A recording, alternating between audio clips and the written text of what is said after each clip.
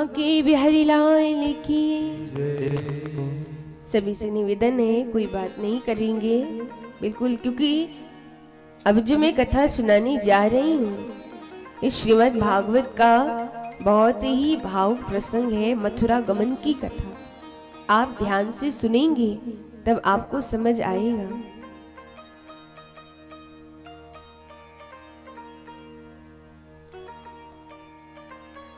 इस प्रकार से अक्रूर जी महाराज निकल पड़े हैं वृंदावन की ओर। सज्जनों देखिए, मथुरा से वृंदावन जाने में ज्यादा समय नहीं लगता है, पर अक्रूर जी को बहुत समय लगा, क्योंकि अक्रूर जी जा रहे हैं पूरे रास्ते भर ये सोचते हुए जा रहे हैं, मैं जाऊंगा तो कृष्ण मुझे कंस का भेजा हुआ कोई दूत ना समझ ले, कोई राक्षस ना समझ ले। जैसे कृष्ण ने सभी राक्षस को मारा, अकासुर, बकासुर, वत्सासुर आदि आदि राक्षसों को मारा, कहीं कृष्ण मुझे भी ना मार दे। फिर सोच रहे मैं जाऊंगा, कृष्ण मुझे पहचानेगा तो ना, वो मुझसे बात तो करेगा ना, कृष्ण मुझे क्या बोलेगा, क्या वो मेरा नाम लेके पुकारेगा, या मुझे वो काका काका बोलेगा, कृष्ण मुझे क्या कहेगा। जा रहे अक्रूर जी बस सोचते हुए जा रहे, तभी एक वन पड़ा जिसे अटल वन कहते हैं। इस अटल वन में भगवान गौ चराकर लौटते हैं। आज जैसे अक्रूर जी पहुंचे तो देखा कि उस अटल वन में हमारे कन्हैया के पैरों के चिन्ह बने होते हैं। जैसे देखा अक्रूर जी रथ से कूद गए और भगवान के उस पद चिन्ह पर लेट गए। अक्रूर जी लोट पोट हो गए, कहने लग गए ये मेरे कन्हैया के पैर के चिन्ह, ये मेरे कृष्ण के पैर के चिन्ह, यहाँ से मेरा कन्हैया पैदल जाता है, मैं भी रथ में नहीं जाऊंगा, चरण पादुका नहीं पहनूंगा, मेरा कन्हैया पैदल जाता है तो मैं भी पैदल जाऊंगा। राज अक्रूर जी रथ को वहीं छोड़े हैं, पैदल दौड़ पड़े हैं वृंदावन की ओर। जैसी पहुंचे वृंदावन नंद भवन के द्वार पे, सामने कृष्ण बलराम होते हैं। जैसे कृष्ण बलराम जी अक्रूर को देखते हैं, काका काका कह के दौड़ पड़े, चरणों को प्रणाम किया। जैसे चरणों को प्रणाम किया, अक्रूर जी ने कहा, अरे कृष्ण ये आप क्या कर रहे हैं, आप मेरे पैर क्यों छू रहे हैं, मुझे प्रणाम क्यों कर रहे हैं। कन्हैया ने कहा, काका आप मुझसे बड़े हैं, मेरा कर्तव्य है कि मैं आपको प्रणाम करूं। अक्रूर जी ने कृष्ण बलराम को चरणों से उठाया, और जो अक्रूर जी ने सोचा भी नहीं, आज ठाकुर जी ने अक्रूर जी को हृदय से लगा लिया। जैसे हृदय से लगाया, आज अक्रूर जी के आनंद की सीमा नहीं बता सकते। अक्रूर जी के आंख से खुशी के आंसू बहने लग गए। भीतर लेके गए हैं, नंद बाबा आए, कहा रे अक्रूर जी आप, कुछ काम था हमको बता देते, हम आ जाते, क्या हुआ, किसी विशेष कारण से आए हैं। और वहां मथुरा में महाराज ठीक है ना, बाकी सब लोग आप सब ठीक है ना।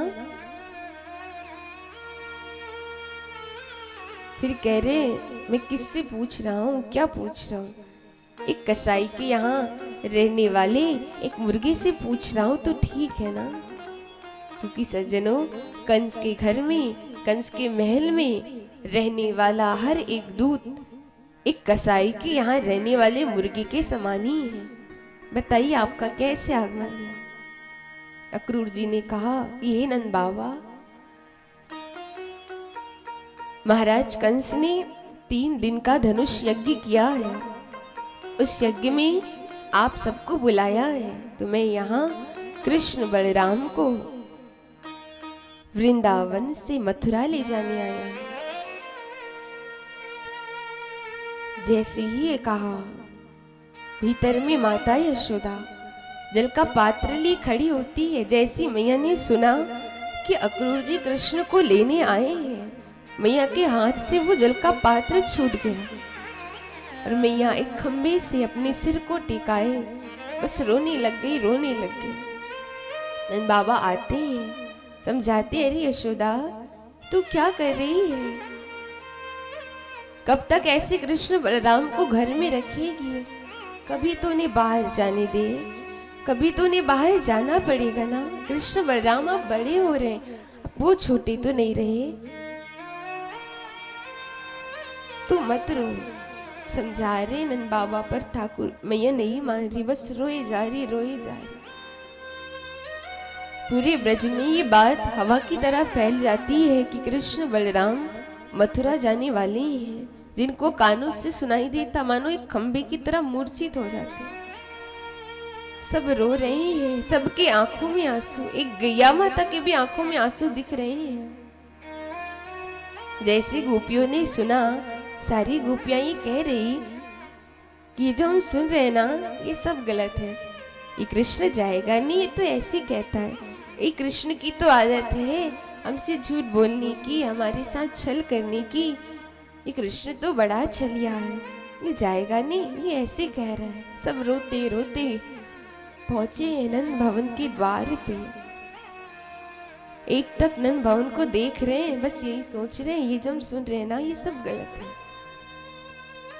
रात्रि के 12 बज रहे हैं। कृष्ण बलराम आते हैं मैया के पास, समझाते, मैया आप क्यों रो रही हो? बस 3 दिन की तो बात है, 3 दिन के बाद तो हम वापस आ जाएंगे, तू मत रो। पर मैया और कृष्ण बलराम को हृदय से लगाकर रोने लग जाती है। पर आज नंद बाबा ने जब मैया की दशा देखी, तो आज नंद बाबा यशोदा माँ के पास आते हैं। कहती, अरे यशोदा, मैं तुझे बताना तो नहीं चाह रहा था, पर अब लगता है कि बताना पड़ेगा। सुन, तो जिसे अपना लाला कह रही है ना, वो तेरा लाला नहीं है। कृष्ण तेरा बेटा नहीं है, वो तो देवकी वसुदेव का बेटा है।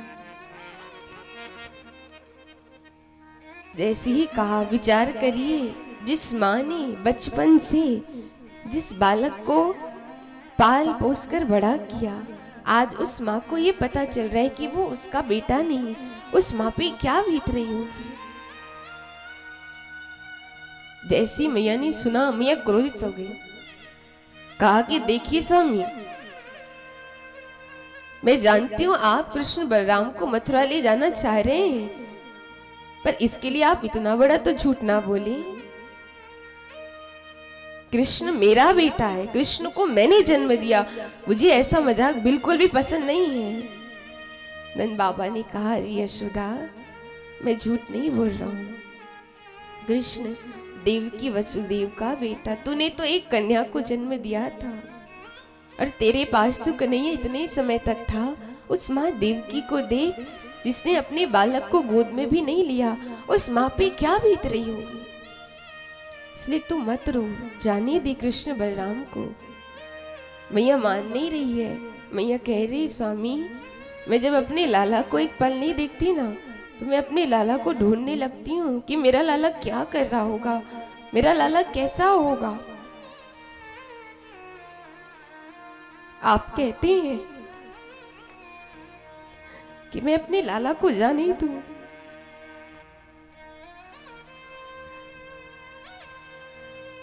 मेरा लाला थोड़ी देर के लिए गौ चराने क्या जाता है, मैं दिन भर उसकी राह देखती हूँ कि वो कब आएगा। आप 3 दिन की बात कर रहे हैं, ये 3 दिन मेरे लिए 3 युगों के समान होंगे।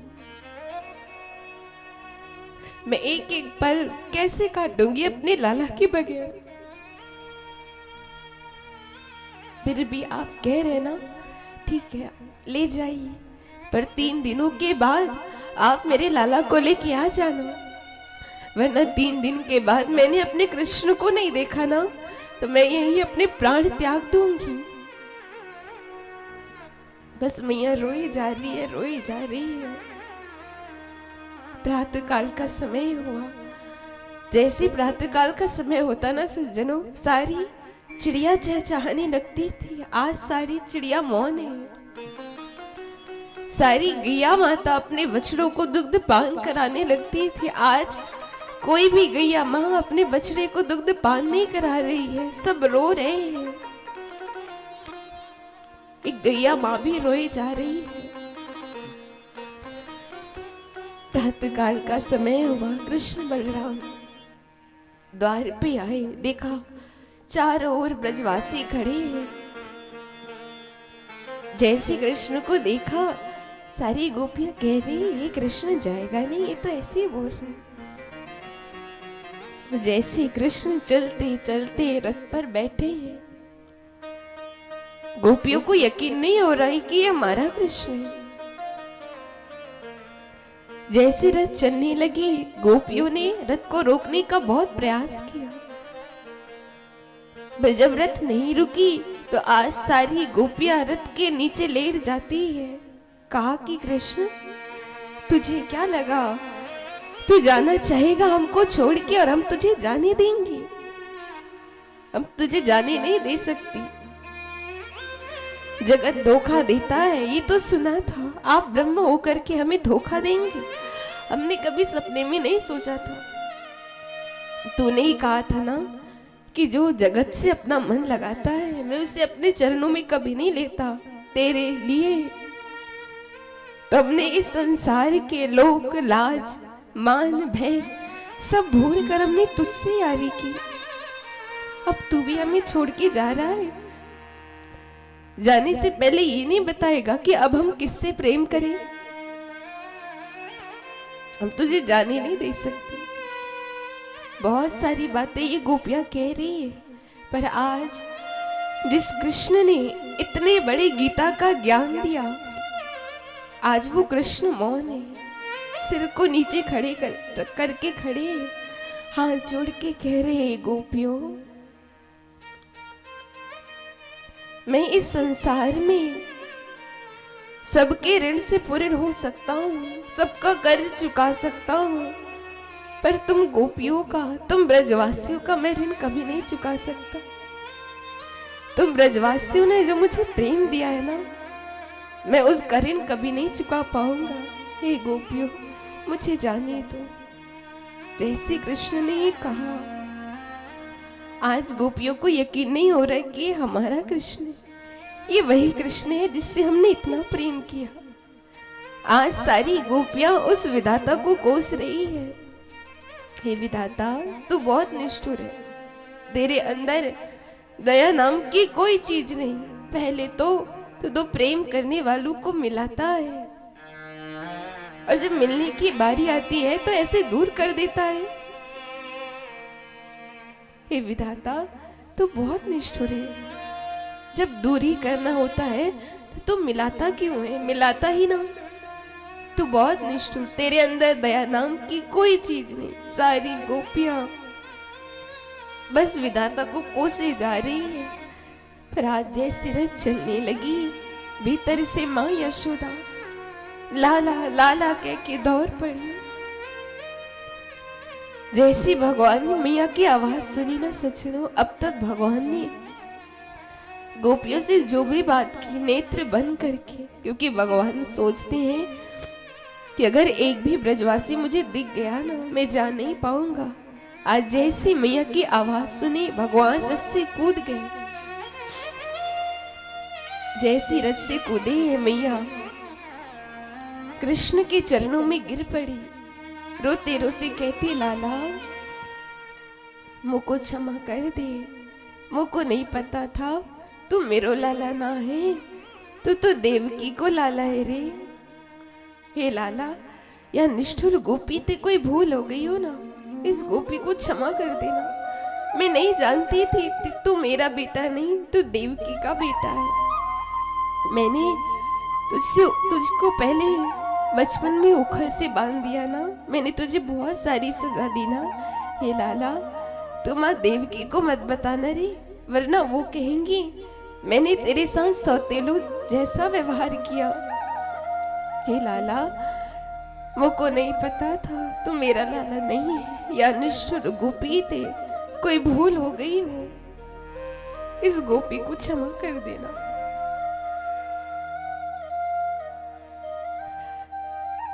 भगवान देख रहे हैं, आज मैया आप अपने आप को गोपी कह रही है। भगवान मैया को अपने चरणों से उठाती है, मैया के चरणों पे कहती, मैया मैं तो उस विधाता से प्रार्थना करता हूँ कि दुनिया में किसी को माँ मिले तो जैसी मिले, वरना ना मिले। तो मैया कहती, लाला तो फिर तू मुझे अपने साथ ले चलना। तू वहां जाएगा, तुझसे कोई पूछे ना ये कौन है, तो किसी से मत कहना कि मैं तेरी मैया हूँ। कोई पूछे कह देना कि एक दासी है, एक नौकरानी है। नौकरानी बन के रहूंगी तो क्या हुआ, तो मेरे सामने तो होगा ना, मैं तुझे देख तो पाऊंगी। यहाँ दूर रहूंगी, मेरे प्राण ऐसे निकल जाएंगे। हे लाला तू मुझे अपने साथ ले चल। हट कर रही है मैया, कन्हैया देख रहे हैं, मैया मान नहीं रही। इसलिए आज भगवान ने योग माया को आदेश किया कि आप मैया के ऊपर विराजमान हो जाए, क्योंकि भगवान ने ऐसा नहीं किया होता ना सज्जनों, तो आज यशोदा माँ या तो कृष्ण के साथ चली जाती, और अगर भगवान नहीं ले जाते तो माँ अपने प्राण को त्याग देती। इसलिए भगवान को ऐसा करना पड़ा। रथ पर सवार हुए, जैसी रथ चलने लगी, बरसाने से श्री राधा रानी कृष्ण कृष्ण कृष्ण कह के दौड़ पड़ी। राधा रानी बोली, कान्हा तू तो कहता है कि तू मुझसे प्रेम करता है, तू मुझसे प्रेम करता है, तो मुझे छोड़ के कैसे जा सकता है? मैं प्रेम करती हूँ, तेरे बगैर नहीं रह सकती, तो तू मेरे बगैर कैसे रह सकता है? मुझे अभी अपने साथ ले चल।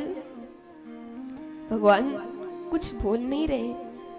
राधा रानी कहती है, कान्हा मैं जान गई, तू मुझसे प्रेम नहीं करता। प्रेम करता ना तो मुझे ऐसे छोड़ के नहीं जाता। तू तो बस प्रेम करने का नाटक करता है। तू क्या जाने प्रेम क्या होता है, प्रेम में कितनी पीड़ा होती है। जे मैं ऐसा जानती, प्रीत करे दुख होए, तो नगर ढिंढोरा पीटती, प्रीत ना करियो कोई। अगर मुझे पता होता प्रेम में इतनी पीड़ा होती है, मैं कभी प्रेम ना करती। बस ये बता दे जाने से पहले कि तू मुझे किस चीज की सजा दे रहा है, तुझसे प्रेम करने की। मुश्किल है सहन करना ये दर्द जुदाई का, बस इतना बता दे मोहन कारण इस रुसवाई का, ये जुदाई का। किस चीज की मुझे सजा दे रहा है, तुझसे प्रेम क्या इसलिए? तू क्या जाने प्रेम क्या होता है। एक बार प्रेम करके देख, एक बार मेरी जगह पे रह के देख, एक बार राधा रानी बन के देख, तब पता चलेगा प्रेम में कितनी पीड़ा होती है। राधा रानी कहती है, एक बार तो राधा बन कर देखो मेरे सावरिया, राधा रो रो कहे, राधा रो रो कहे।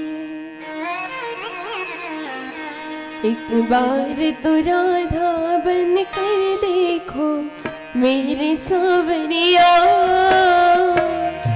राधा रो रो कहे,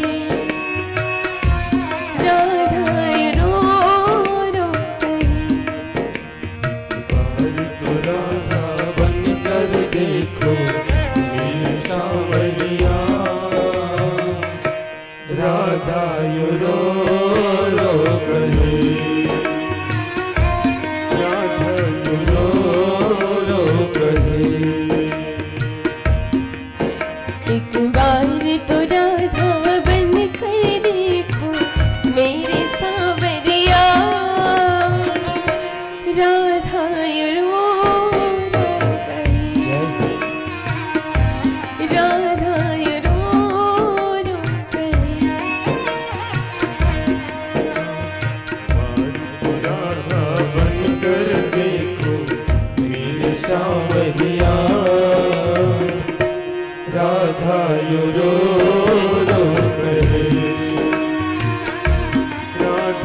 रो रो कहे।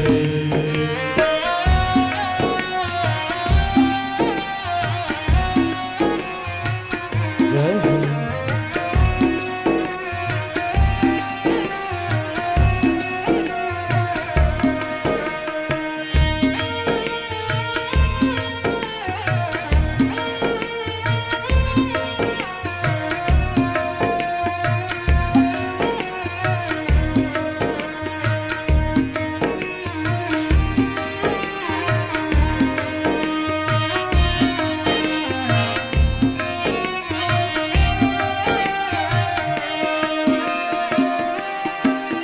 क्या होते हैं आंसू, क्या पीड़ा होती है, क्या होते हैं आंसू, क्या पीड़ा होती है। क्या होते हैं आंसू, क्या पीड़ा होती है। क्या होते हैं आंसू, क्या पीड़ा होती है। क्यों दर्द उठता है, क्यों आंखें रोती है। क्यों दर्द उठता है, क्यों आंखें रोती है। एक बार आंसू तो बहा कर देखो सांवरिया, राधा ये रो रो कहे, राधा ये रो रो कहे। बार तो राधा बनकर देखो मेरी सावरिया, राधा यो रो रो कहे, राधा यो रो रो कहे।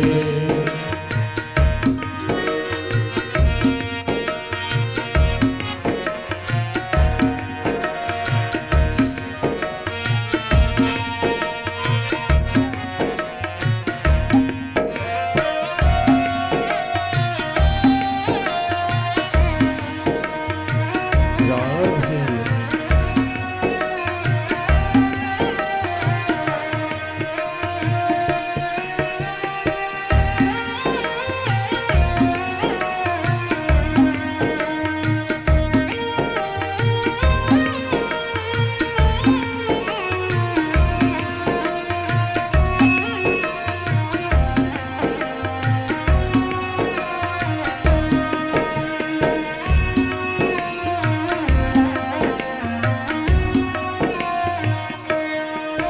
पनघट पे मधुबन में वो इंतजार करना, पनघट पे मधुबन में वो इंतजार करना। पनघट पे मधुबन में वो इंतजार करना। पनघट पे मधुबन में वो इंतजार करना। कहीं शाम तेरे खातिर वो घुट घुट के मरना। कहीं शाम तेरे खातिर वो घुट घुट के मरना।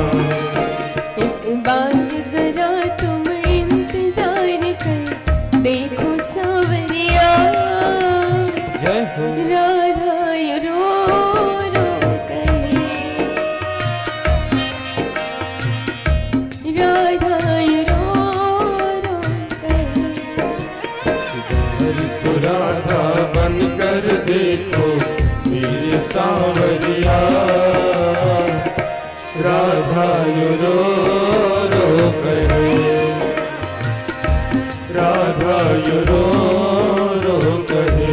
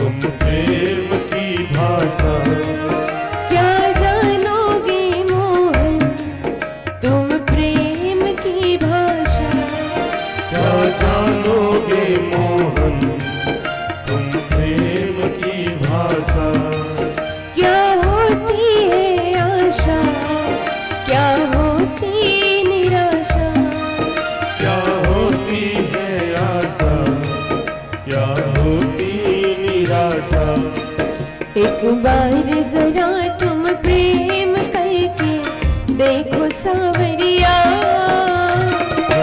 राधा यू रो रो करे, राधा यू रो रो करे। बार तो राधा बन कर देखो मेरे सांवरिया, राधा यू रो रो करे, राधा यू रो रो करे, राधा यू रो रो करे, राधा यू रो रो करे, राधा यू रो रो करे। राधा यू रो रो करे। इस प्रकार राधा रानी कहती है, पर फिर भी कन्हैया नहीं माने, चल देते हैं मथुरा। जैसे रथ चलने लगती है, सारे ब्रजवासी रथ के पीछे दौड़ पड़े हैं। जब तक रथ दिखती रही तब तक दौड़ रही है, रथ की धूल उड़ रही है तब तक देख रहे हैं कि क्या पता इस धूल के पीछे से कन्हैया आ जाए, पर कन्हैया नहीं आते, चल देते हैं मथुरा। और अब भगवान मथुरा पहुंचे हैं। मार्ग में भगवान ने अक्रूर जी को अपना दर्शन दिया और भगवान मथुरा पहुंचे हैं। बोली बाल कृष्ण लाल की जय। भगवान 11 वर्ष और 54 दिन वृंदावन में रहते हैं, फिर मथुरा पहुंचे हैं। आइए, बहुत ही सुंदर सभी के मध्य भाटापारा से हमारे गोपाल दो हमारे दादाजी का आगमन हुआ है, तो व्यासपीठ से आपका बहुत बहुत स्वागत। सभी ताली बजाकर स्वागत करें। आपको बताऊं, जहाँ भी हमारी कथा होती है दादाजी पहुंच ही जाते हैं। इस कथा के बड़े ही प्रेमी हैं।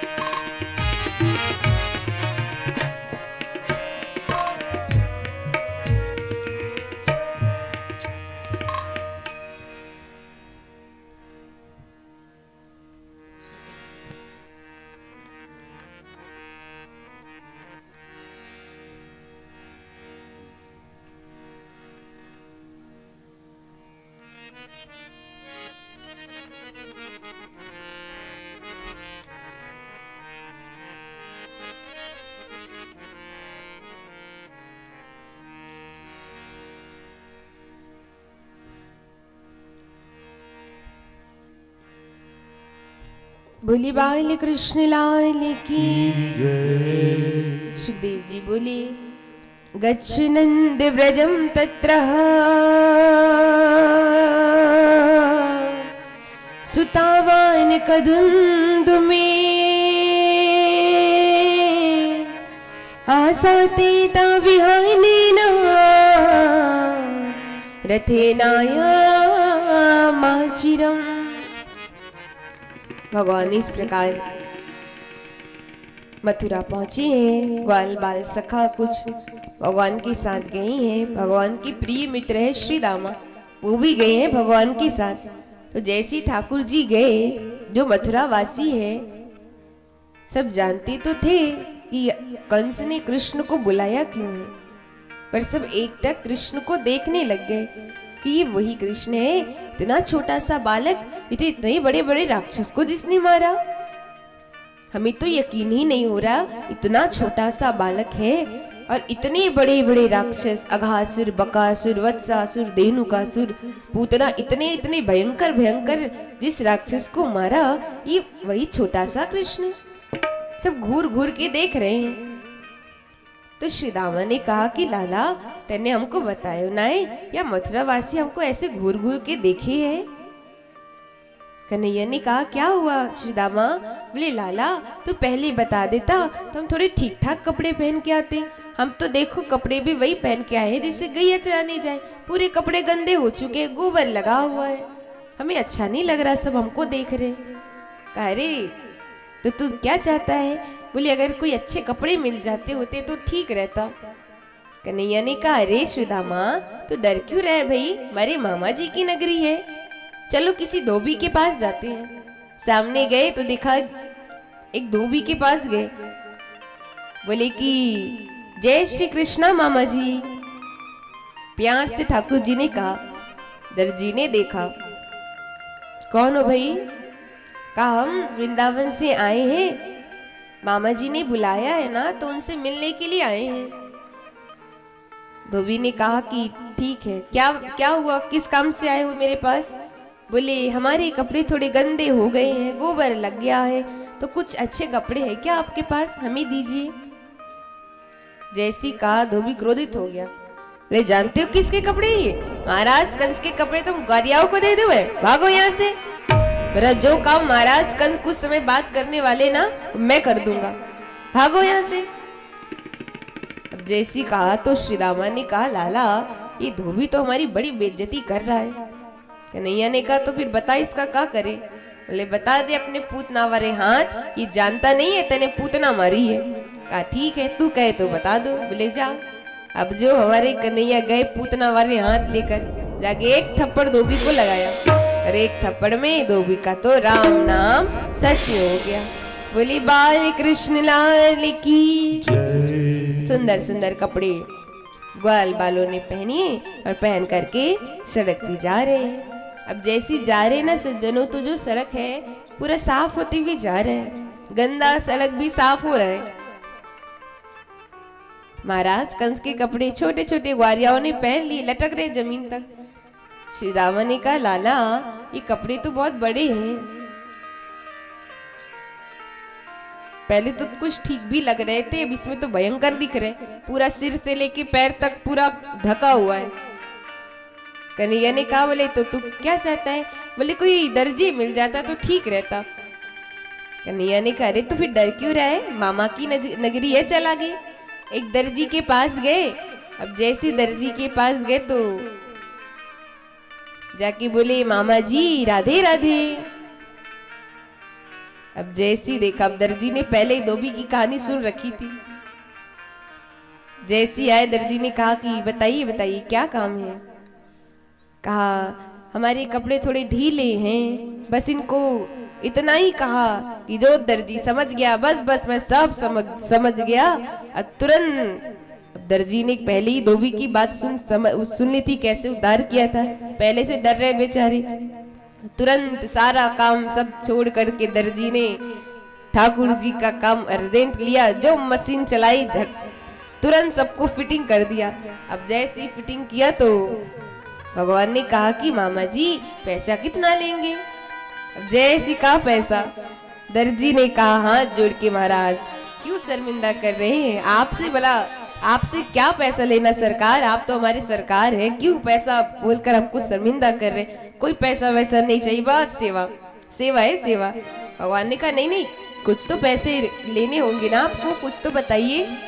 कहा नहीं नहीं, बस सब सेवा है सेवा, हमने सेवा के भाव से ये सब किया, हमको मरना थोड़ी है धोबी की तरह जो आपसे पैसे ले। हमको पता है प्रभु आपने कैसे कितने आनंद से कितना बढ़िया धोबी को आशीर्वाद दिया, हम सब सुने हैं, हम सब जानते हैं, आपसे लड़ कर के मरना थोड़ी है, नहीं चाहिए कुछ। कहा ठीक है। और आज जैसे ही भगवान ने अपने नेत्र से दर्जी को देखा है, आज दर्जी को आभास हो गया कि कोई और नहीं है, ये स्वयं भगवान श्रीमन नारायण है, ये मेरे वही रघुनंदन श्री राम है। जान गए दर्जी। क्योंकि आपको बताओ ये दर्जी कौन है? बोले राम अवतार में जब हमारे राम जी विवाह करने के लिए गए तो उस समय ये जो दर्जी है राम जी के कपड़े सिलने आया था। अब जैसे आया तो अब उस समय तो हमारे राम जी राजकुमार थे, तो चारों ओर से सैनिक खड़े थे और बोले दूर से नाप लेना, स्पर्श नहीं करना हमारे भगवान का, हमारे राम जी का। दर्जी जान गया था कि कोई और नहीं, साक्षात ईश्वर है, नारायण है। और वो स्पर्श तो करना चाह रहे पर सैनिक तलवार लिए खड़े, तो दर्जी बेचारा दूर से ही नाप ले रहे और नेत्र से आंसू बहा रहा है। कह रहे प्रभु मैंने ऐसा कौन सा पाप कर दिया है जो आज मैं आपको छू भी नहीं सकता, आपका स्पर्श भी नहीं कर सकता। प्रभु मैंने ऐसा कौन सा पाप कर दिया है? तो भगवान ने मन ही मन कहा दर्जी भैया चिंता मत करो, अभी तो मैं मर्यादा पुरुषोत्तम हूँ, कल यानी द्वापर में जब लीला पुरुषोत्तम कृष्ण बन के आऊंगा ना तो आपके पास आऊंगा, जब आऊंगा तो जितना नाप लेना है आप ले लीजिएगा। तो आज वही मर्यादा पुरुषोत्तम श्री राम लीला पुरुषोत्तम कृष्ण बन के आए। और आज जैसे ही देखा, देखिए दूसरा जन्म दर्जी का भी हुआ, पर आज जैसे ही दर्जी ने भगवान का स्पर्श किया, स्पर्श करते ही दर्जी जान गया कोई और नहीं, मेरे वही रघुनंदन श्री राम है। हाथ जोड़ के कहते प्रभु मैं जान गया आप मेरे वही राम जी हैं, बस एक बार आपके राम रूप का दर्शन करना चाह रहा हूँ, बस एक बार अपने धनुष बाण वाले रूप का मुझे दर्शन करा दीजिए। भगवान ने कहा ठीक है। ग्वाल वालों से कहा तुम लोग थोड़ा आगे चलो। जैसे ही ग्वाल वाल आगे गए तो क्या हुआ, आज कृष्ण भाई रघुनाथ हमारे प्रभु ने राम रूप का धारण कर लिया। बोले सियावर रामचंद्र की, राम रूप का दर्शन कराया। देखिए सज्जनों हमारे ठाकुर जी कृष्ण लीला में 2 बार राम बनी है। तो पहला राम तो ये दर्जी के पास और दूसरा राम कल की कथा में श्रवण करेंगे। दर्जी को दर्शन देकर भगवान आगे निकले। ग्वाल बालू ने कहा कन्हैया हमने वस्त्र तो ठीक ठाक पहन लिए पर हम हैं कौन, ब्रजवासी, और हम ब्रजवासियों की मस्तक पर जब तक तिलक नहीं होता ना हम ब्रजवासियों की शोभा ही नहीं होती। जैसे कहा तो इतने में एक सामने से कुब्जा आ रही थी, जिस कुब्जा का शरीर 3 जगह से टेढ़ा मेढ़ा, हाथ में सुगंधित चंदन को लेके भगवान के बगल से गुजरी। अब जैसी बगल से गुजरी तो चंदन की खुशबू कहाँ गई, कन्हैया के नाक पे। तो कन्हैया ने कहा अरे सुंदरी जी आप कहाँ जा रही हो। अब जैसी कहा सुंदरी, कुब्जा पीछे मुड़ के देखी, बोली इसने हमको सुंदरी कहा। जिस कुब्जा को ये मथुरावासी देखना भी पसंद नहीं करते, देख लिया तो कहेंगे कैसी कुरूपनी पूतना, इस कुब्जा का मुख देख लिया। आज उस कुब्जा को किसी ने सुंदरी कहा। फिर एक पल के लिए सोचने लग गए किसी और को बोल रहे होंगे, फिर आगे निकले। भगवान ने आवाज लगाई अरे ओ सुंदरी, अरे ओ चंदन वाली सुंदरी। और जैसी कहा चंदन वाली सुंदरी, कुब्जा देखती चंदन तो मेरे हाथ में है। फिर पीछे मुड़ के देखती है, बोले आपने हमको कहा। बोले हाँ सुंदरी जी हमने आपको ही कहा, इधर आइए। जैसी कुब्जा आई, कुब्जा ने कहा क्यों मेरा मजाक उड़ा रहे हो, मैं जानती हूँ कि मैं कैसी हूँ, मेरा स्वरूप कैसा है। सुंदरी कह के मेरा मजाक तो ना उड़ाओ। तो भगवान ने कहा नहीं नहीं, आप सुंदरी, हमारे नेत्र से तो आप सुंदरी दिख रही हो। अब तो सुंदर दिखते हैं उसको तो सुंदरी ही कहा जाता है। कुब्जा बोली अच्छा, मैं आप लोगों को चंदन लगाना चाहती हूँ। का इसलिए आपको बुलाया, लगाइए। सारे ग्वाल बालों के मस्तक पर तिलक लगाया और जैसी कुब्जा भगवान के मस्तक पर तिलक लगाती है, भगवान ने क्या किया, कुब्जा के पैर की पर पैर रखा, थोड़ी को पकड़ के जोर से झटका लगाया। जैसे झटका लगाया जो कुब्जा नवी नेव सुंदरी हो गई। बोली बाल कृष्ण लाल की। सज्जनों देखिए, कुरूपनी पूतना, कल अपनी पूतना उद्धार की कथा श्रवण की ना। कुरूपनी पूतना वेश को बदलकर सुंदरी बन के भगवान के पास आई। ठाकुर ने उसको देखा भी नहीं, पर आज जिस कुब्जा का रूप अच्छा नहीं, भगवान ने उसको भी सुंदर कर दिया। क्योंकि भगवान कहते हैं कि मैं ये श्रृंगार की सुंदरता नहीं देखता, मैं तो केवल मन की सुंदरता देखता हूँ कि तू मन से कितना सुंदर। तो इसलिए सज्जनों, हम यहाँ आते हैं कथा सुनने। ये ना सोचिए हम खूब सज धज कराएंगे, ठाकुर जी हमको देखेंगे। जिसका मन सुंदर होता है भगवान उसी को देखते हैं। और यहाँ आपके सामने जो भागवत जी रखी है, ये भागवत कोई पोथी या कोई पुराण नहीं है, प्रत्यक्ष कृष्ण एव ही आपके सामने साक्षात कृष्ण विराजमान है। और देखिए, भगवान को तो सब देखना चाहते हैं, मैं देखना चाहती हूँ, आप सब जितने बैठे हैं सब देखना चाहते हैं, पर भगवान किसी किसी को ही देखते हैं। हम भाग्यशाली होंगे कि भगवान हमें देखेंगे। तो यहाँ आप बैठे हैं, मन में ये भाव ना रखें कि हाँ तो ठाकुर जी की मूर्ति है, भागवत की पोथी है। आप मन में ये विचार रखें कि आपके सामने यहाँ साक्षात कृष्ण विराजमान और वो आपको देख रहे हैं। तो इसलिए अपने मन को निर्मल बनाइए, क्योंकि भगवान ने कहा है ना कि निर्मल मन जन सो मुहि पावा, अमोहि कपट छल छिद्र न भावा। भगवान कहते निर्मल मन बनो, ये छल कपट मुझे प्रिय नहीं है।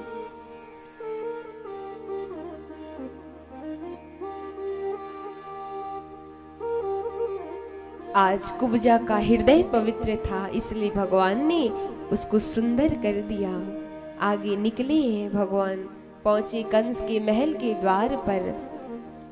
तो यहाँ कंस ने क्या किया, अपने एक ग्वालिया पीढ़ हाथी को खड़ा करके रखा था। जो हाथी बिल्कुल पागल था, शराब पिला के खड़ा रखा कि आएंगे कृष्ण बलराम, हाथी प्रहार करेगा, मर जाएंगे मेरे काल। जैसे आए, हाथी ने क्या किया, भगवान के ऊपर प्रहार किया।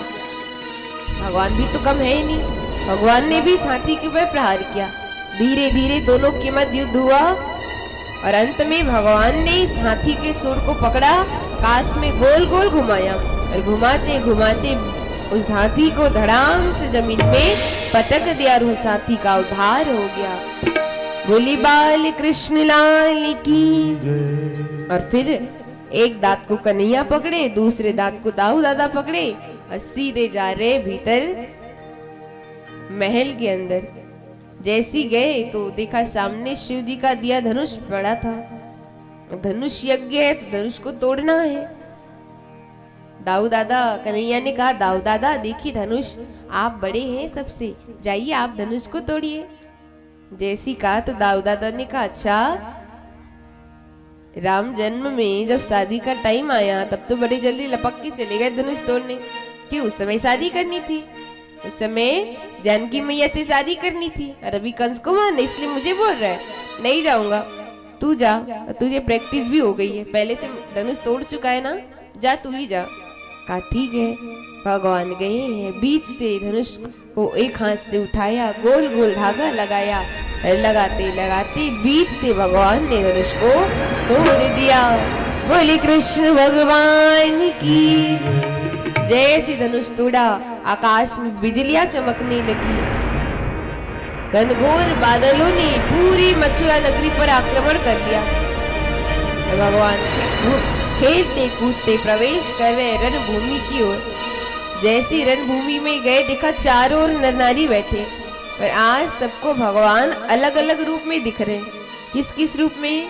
तो सुखदेव जी बोले कि मल्लाणाम मसनृणाम नरवरः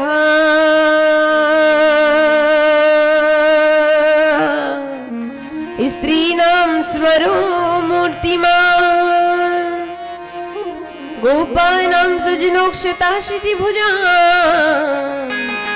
सहस्रा स्वपित्रो शिशुभू मृत्युर्भुज पतिर्विनार विदुषा तत्त्वं परं योगिनां वृष्णीनां परदेवतेति विदितो रंकं गतः साग्रजा। आज सबको भगवान अलग अलग रूप में दिख रहे हैं। किस किस रूप में दिख रहे हैं? तो मल्लानाम मसनृणाम नरवर, बड़े बड़े मल यानी पहलवान। तो बड़े बड़े मल किसको कहते हैं? जो अखाड़े में पहलवानी करते हैं। तो बड़े बड़े मल्लों को भगवान पहलवान के रूप में दिखाई दे रहे। स्त्री नाम स्मरो मूर्तिमान, स्त्रियों को भगवान पति बन के पति रूप में दिख रहे। गोपा नाम सजनोक्षताशिति भुजा, गोपियों को भगवान प्रियतम के रूप में दिख रहे। शास्त्रा सपित्रो शिशु, दादा दादियों को कन्हैया नाती पोते के रूप में दिख रहे। और मृत्युर्भुज पतिर विराट विदुषा, 50 सीढ़ी ऊपर बैठे कंस को कृष्ण साक्षात मृत्यु के रूप में दिखाई दे रहे, काल के रूप में दिखाई दे रहे। जाकी रही भावना जैसी प्रभु मूरत देखी तिन तैसिया, जिसकी जैसी भावना है वो भगवान को उसी रूप में देख रहे। भगवान आए हैं, युद्ध करना आरंभ किया। धीरे धीरे भगवान रणभूमि को खाली कर रहे हैं। कोई आते कृष्ण के पास, कन्हैया एक थप्पड़ लगाते सीधे नीचे गिरता। कोई आते दाऊ दादा के पास, दाऊ दादा उठा के पटकते दूर जाके गिरता। धीरे धीरे कंस को डर होने लग गया। कंस ने अपने सैनिक मंत्री महामंत्री सबको भेज रहा है कृष्ण को मारने। चारण मुष्टिक नाम के दैत्य भगवान ने उसको भी मार दिया। और एक एक करके पूरी रणभूमि खाली हो गई। तब सब तो मर गए। अब किसकी बारी आई? अब आई कंस की बारी। भगवान ने दाऊ दादा के चरणों को प्रणाम किया, रणभूमि को देखा। देखते देखते एक छलांग लगाते हैं, पहुंचे कंस के पास। जैसी गए कंस को एक थप्पड़ लगाया, कंस का मुकुट नीचे गिर गया। और आज भगवान कंस के केश पकड़ लिए। जैसी केश को पकड़े तो कंस ने कहा, क्या कर रहे हो? छोड़ो मुझे। मेरे केश को क्यों पकड़े हो? मुझे पीड़ा हो रही है, छोड़ो मेरे बालों को। कन्हैया ने कहा, मामा जी आज पता चला बाल को पकड़ते तो कैसा लगता है। विचार करिए, मेरी मैया देवकी के बाल को आपने पकड़ा था विदाई के समय, मेरी मैया को कैसा लगा होगा। आज पता चला कैसा लगता है। और कंस तू कितना भाग्यशाली है कि आज तेरी मृत्यु के समय स्वयं नारायण तेरे सामने खड़ा। देखिए, राम जी ने कभी नहीं कहा कि मैं भगवान हूँ, पर कृष्ण ने इस सच्चाई को कभी नहीं छिपाया। भगवान कहती थे कि मैं भगवान हूँ। कहा, कंस तू जैसी मृत्यु मेरे अच्छे अच्छे भक्तों को भी नहीं मिलती। कंस के नेत्र को भगवान ने देखा। देखते देखते उसके सारे पापों का क्षय किया, उठाया और धड़ाम से जमीन में कंस को पटक दिया और उस कंस का उद्धार हो गया। बोली कृष्ण भगवान की जैसी। कंस मरा और सारे मथुरावासी इतने प्रसन्न, खूब जय जयकार लगा रहे, खूब तालियां बजा रहे। आप लोग भी बजाइए, खूब ताली बजा रहे, कृष्ण को गोल गोल घुमा रहे रणभूमि में कि आज हमारे कन्हैया ने इस दुष्ट कंस को मार दिया। और इस प्रकार भगवान ने कंस का उद्धार किया। अपने माता पिता देवकी वसुदेव को कारागृह से मुक्त किया।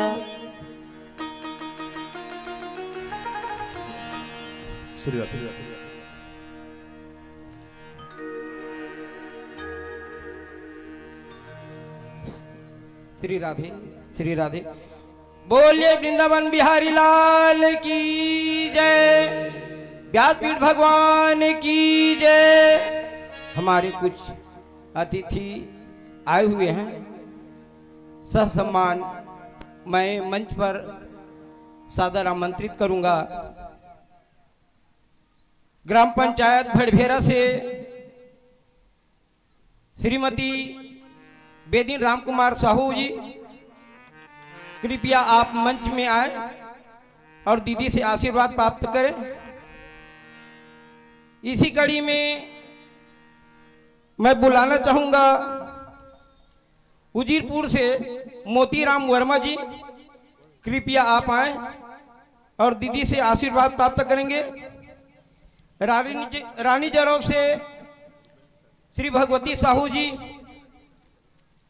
श्री जीवनलाल साहू जी, ग्राम पंचायत चंडी से नंद कुमार धुरु जी, और ग्राम पंचायत ग्राम परसवानी से राम कुमार वर्मा जी, आप सभी मंच पर आए और दीदी से आशीर्वाद प्राप्त करेंगे।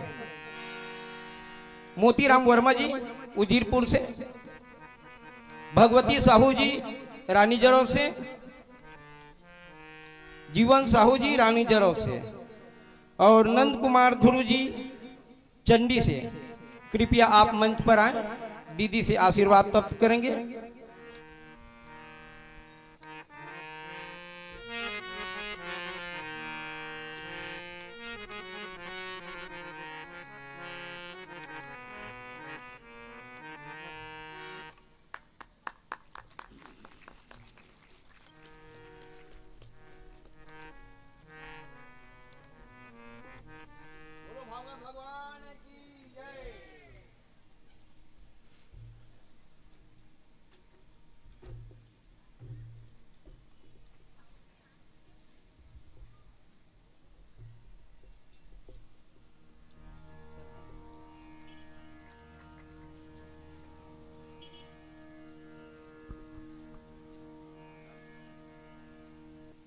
मैं मंच के माध्यम से दो शब्द बोलना चाह रहा हूं, गलती के लिए क्षमा प्रार्थी। कृपया पुरुष वर्ग थोड़ा सा पीछे चले जाए और माताएं जो उधर खड़ी हो रही या नहीं देख पा रही है वो सामने आ जाए। अब इसी बीच में ग्राम पंचायत भड़भेरा से सम्माननीय सरपंच महोदया श्रीमती बेदिन राम कुमार साहू जी हमेशा हमें कोई भी कार्यक्रम के लिए बहुत सुंदर सहयोग देते आए हैं। मैं बहुत बहुत धन्यवाद साधुवाद कर देता हूं।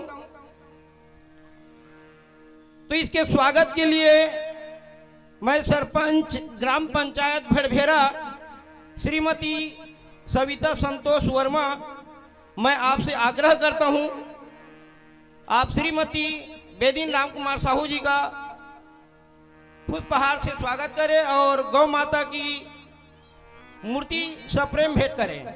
अभी हमें गौ माता के सहयोग के लिए, अभी कल की बात बता रहा हूँ गुरुदेव, छोटा सा बच्चा है, कुत्ता पकड़ दिया, 5-6 जगह से घायल अवस्था में है, अभी मेरे घर में है, डॉक्टर बोला कि 2 बार सुई लगवाया हूँ। तो ऐसी गौ माता के लिए अभी 501 रुपए बेदिन राम कुमार साहू जी हमें प्रदान किए हैं। मैं गौ माता से प्रार्थना करता हूं आपको आशीर्वाद प्रदान करे, आप सबकी रक्षा करे। इसी कड़ी में हमारे ग्राम पंचायत सरपंच श्रीमती सविता संतोष वर्मा के द्वारा भी 501 रुपए का सप्रेम भेंट गौ माता के लिए प्रदान की है। मैं गौ माता से प्रार्थना करता हूं आपको आशीर्वाद प्रदान करे और आपकी रक्षा करे। बोलिए भगवती गौ माता की जय।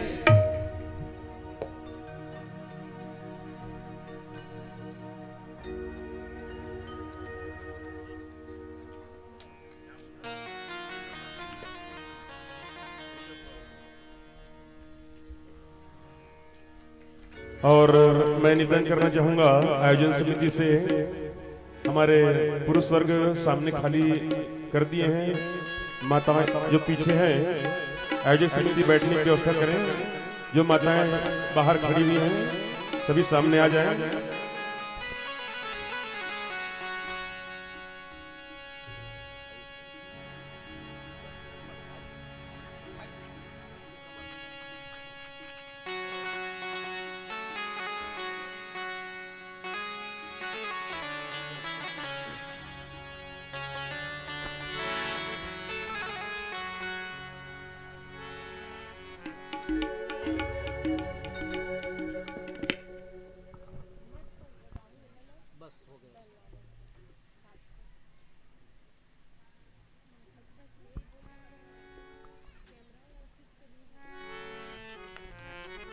अब विलंब न करते हुए चले श्रीमद् भागवत की कथा की ओर। बोलिए वृंदावन बिहारी लाल की जय। बोली बांके बिहारी लाल की जय। इस प्रकार भगवान ने कंस का उद्धार किया। आइए अब आगे की कथा में जाने से पहले एक भजन, फिर आगे कथा में प्रवेश करेंगे। देखिए अब जो मैं कथा भजन सुनाने जा रही हूँ